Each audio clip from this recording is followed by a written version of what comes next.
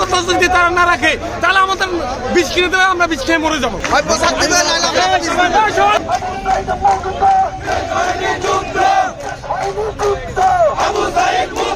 যখন আওয়ামী লীগ সরকার এই দেশ থেকে পালায় 5ই আগস্ট আমরা এখানে আসি, আমাদের বলে কি চাকরিতে পূর্ণবল করাবে। তাদের এই পূর্ণবলের কথা বলা সত্ত্বেও বিগত 6 মাস পার অতিক্রম হওয়া সত্ত্বেও আমাদের চাকরিতে পূর্ণবল করতেছে না। আমাদের একদিন পর পর শুধু তারা মিটিং করে, আমাদের চাকরিতে কোনো পূর্ণবলের কোনো নাম নাই। আমরা এখন এখানে অবস্থান কর্মসূচি নিচ্ছি শান্তিপূর্ণ। আমাদের চাকরিতে পূর্ণবল না করা পর্যন্ত আমরা এখান থেকে কেউ যাবো না। যদি বাস্তবায়ন না হয় পরবর্তী কি পদক্ষেপ নেবেন আপনারা? ভাই এখানে বাস্তবায়ন না হওয়ার কিছু নাই, এখানে বাস্তবায়ন আমার করতে হবে।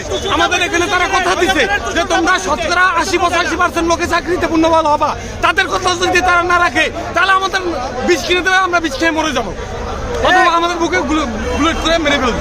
আচ্ছা ভাই, কি কারণ দশায় আপনাকে চাকরিচ্যুত করা হয়েছিল? আমাকে শুধু একজনের সাথে বাক বিতণ্ডার কারণে, বাক বিতণ্ডা মানে কথা কাটাকাটির কারণে আমাকে চাকরিচ্যুত করা হয়েছে।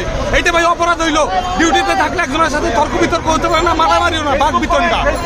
বাক বিতণ্ডার কারণে আমার চাকরিচ্যুত করা হয়েছে। সেটা কি আপনাকে কারণ দর্শানোর যে নোটিশ তাতে কি লেখা আছে? হ্যাঁ, সব লেখা আছে। আমি মামলা করছি, আমি ট্রাইব্যুনাল থেকে মামলায় আমার পক্ষে আমি রায় পাইছি। তারপরে আমি চাকরিতে পূর্ণবলের জন্য আবেদন করছি পুলিশ হেডকোয়ার্টারে। তারা আবেদন অ্যাকসেপ্ট না করে তারা আপিল করছে। একটা বিভাগীয় মামলা তদন্ত শেষ করতে কিছু না হলেও 1 বছর সময় লাগে। 7 দিন 8 দিনে একটা বিভাগীয় মামলা রুজু করে বিভিন্ন অর্ডিন্যান্স দেখায় আমাদের চাকরিচ্যুত করা হয়। আমরা আমাদের চাকরি পুনর্বহাল না করে আজকে এখান থেকে একটুও নড়বো না। তাতে যদি আমাদের মরাও লাগে আমরা মরবো। আমরা ভাই আরেকটা কথা, আমাদের ভাই মান নাই, সম্মান নাই, আমাদের বিনা কারণে চাকরিচ্যুত করছে। এই আওয়ামী লীগের সরকার বড় বড় পদে রাখছে তার নিজস্ব গোলাম বাহিনী, তার নিজস্ব ক্যাটাম, ঠিক আছে। তো আমরা ভাই এখন মৃত, আমাদের মরণ ছাড়া আর কিছু নাই। নয়তো আমাদের চাকরি, নয়তো আমাদের মৃত্যু, একটা আমাদের দিতেই হবে। হয় মৃত্যু দেবে, নয়তো চাকরি দেবে। ভাই আপনার কারণটা কি ছিল? কি কারণে আপনার চাকরিচ্যুত করা হয়েছিল? আমার কারণটা ছিল এই যে বাকবিতণ্ড করছিলাম সিনিয়র অফিসারের সাথে, এ কারণে। তারপরে বিভিন্ন সময়ে ড্রপ টেস্টের নামে ফাঁসিয়ে মনে করেন আমার চাকরিচ্যুত করা হয়। ঝামেলা হয়েছিল, অভিযোগ করছিল, অভিযোগ আবার প্রত্যাহারও করছে। প্রত্যাহার করার পর আমার চাকরি খাইছে। এই তো আমার মানে ফ্যামিলির অভিযোগ, সেটা কি চাকরিতে প্রভাব ফেলতে পারে কিনা? সেটা তো আসলে প্রভাব ফ্যামিলিগতভাবে একটু ঝামেলা স্বামী স্ত্রী হতে পারে, কিন্তু এখানে চাকরি যাওয়ার কোনো ই নাই।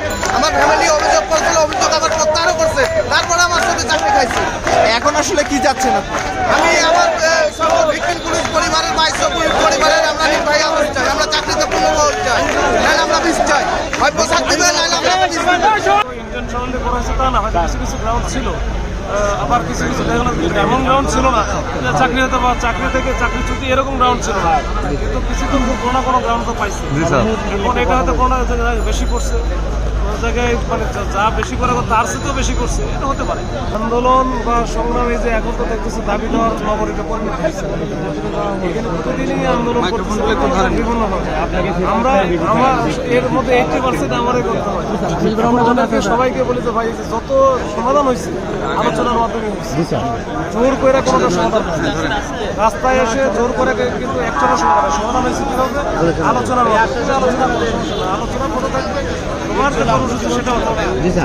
এইটা থাকলে হবে কি তোমার দুইটাই চলমান আছে, এদিকেও করলাম ওইদিকেও করলাম, তাহলে হবে কি তুমি একটা খবরটা জানলাম, আমি কি করবো এটা সমাধান এখানে এত কিছু।